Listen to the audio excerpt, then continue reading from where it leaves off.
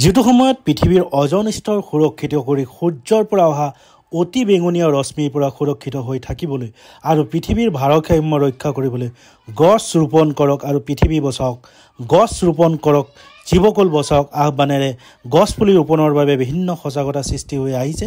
সেই সময়তে নগাঁও জিলাৰ উৰিয়া গাঁৱত কোনো অনুমতি অবিহনে ৩০ জোপাকৈ গছ কাটি এতিয়া তহিলং কৰাক লৈ ৰাইজৰ ৰোষত পৰিছে ৰাষ্ট্ৰীয় ঘাইপথ প্ৰাধিকৰণৰ ঠিকাদাৰ। ৰাষ্ট্ৰীয় ঘাইপথ ডিভাইডাৰ পকীকৰণৰ নামত অৰণ্য মানৱ যাদৱ পায়েঙৰ নামত উৎসৰ্গিত উদ্যানৰ এতিয়া ৩০ জোপাকৈ গছ কাটি তহিলং কৰাক লৈ ৰাইজ এতিয়া সৰ্বত্ৰে প্ৰতিক্ৰিয়াৰ সৃষ্টি কৰিছে। ২০১৯ চনৰ পৰা আজি ৫ বছৰে পাণথতৰু সংগঠনটোৱে অতি কষ্টেৰে গছসমূহ ডাঙৰ দীঘল কৰাৰ পাছত কোনো অনুমতি অবিহনে এইদৰে ৩০ জোপাকৈ গছ কাটি দিয়াক লৈ সংগঠনটোৱে আইনৰ কাষ চাপিবলগীয়া হৈছে আৰু দোষীক উচিত শাস্তিৰ লগতে উচিত ক্ষতিপূৰণো দাবী কৰিছে। ২০১৯ চনত যাদৱ পায়েঙৰ উপস্থিতিত আমি তেতিয়া আপোনাৰ ইয়াৰ উপায়ুক্ত আছিলে যাদৱ শইকীয়া ছাৰ।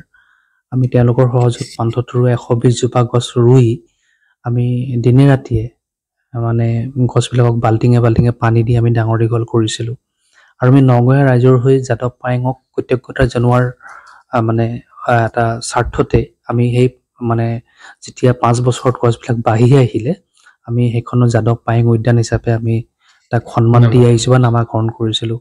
আজি আমি যেতিয়া দুপৰীয়া হঠাতে গম পালোঁ যে গছ কাটিছে বুলি, ইতিমধ্যে আমি গৈ পাওঁতে মনটো খুব বেয়া লাগিছে যে ইমান কষ্টৰে গঢ় দিয়া উদ্যানখনৰ ৩০ জোপা গছ কোনো কাৰণ নোহোৱাকৈ আপোনাৰ নিম গছ, কৰচ গছ যিবিলাকে সেউজীয়া ছাঁ দিয়ে মানুহখিনিক, অঞ্চলটো মানে আপোনাৰ সেউজীয়া কৰি ৰাখিছিলে, ৩০ জোপা গছ কাটি পেলালে।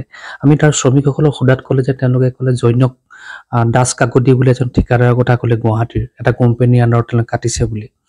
আমি তৎকালে তেওঁলোকৰ শ্ৰমিকসকলক আমি মানা কৰিলোঁ আৰু তেওঁলোকৰ যিখিনি বস্তু আছিলে সেইখিনি আমি গৈ ফৰেষ্ট ডিপাৰ্টমেণ্টত আমি গৈ জমা দিলোঁগৈ। আমি আচৰিত হৈছোঁ যে উপায়ুক্ত মহোদয়ে তেওঁ আচৰিত হৈছে কথাটো নুশুনি। তেওঁ কৈছে কোনো ধৰণৰ অনুমতি আমাৰ পৰা লোৱা নাই বা DFO তাত গ'লোঁ, DFO ক'লে যে আমি কোনো ধৰণৰ পাৰ্মিশ্যন নোহোৱাকৈ গছবিলাক কাটিছে। গতিকে তেওঁলোকে এটা বিহিত ব্যৱস্থা ইয়াৰ ল'ব লাগে আৰু যি সময়ত ছেপ্টেম্বৰত আমি মানে ফেন এতিয়াও আমি ভিতৰত ফেন ল'ব লগা হৈছে, এই মুহূৰ্তত আজি গুৱাহাটীত গছ কটাক লৈ ইমানখিনি এটা তৰ্ক বিতৰ্ক হৈ আছে, তাৰ মাজত এই ধৰণে এটা দুঃসাহস কৰাটো সঁচাকৈ অসমৰ দৰে এখন অৰণ্যৰে ভৰপূৰ এখন ৰাজ্যত সঁচাকৈ পৰিতাপৰ কথা, চিন্তনীয় বিষয় হৈ পৰিছে। গতিকে আমি তৎকালে এই মানে যিসকলে এনেধৰণে অসভ্যালি কৰিছে গছ কাটি ৩০ জোপা গছ কাটিছে বিনা মানে আপোনাৰ কাম এটাত, গতিকে আমি তৎকালে ইয়াৰ এটা উপযুক্ত শাস্তি বিচাৰিছোঁ।